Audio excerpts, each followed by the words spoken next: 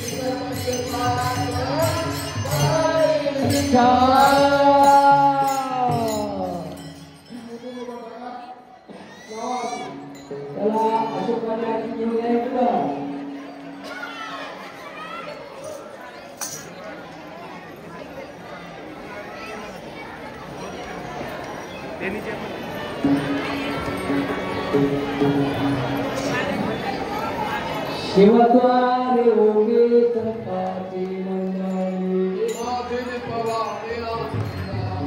आला कनक काका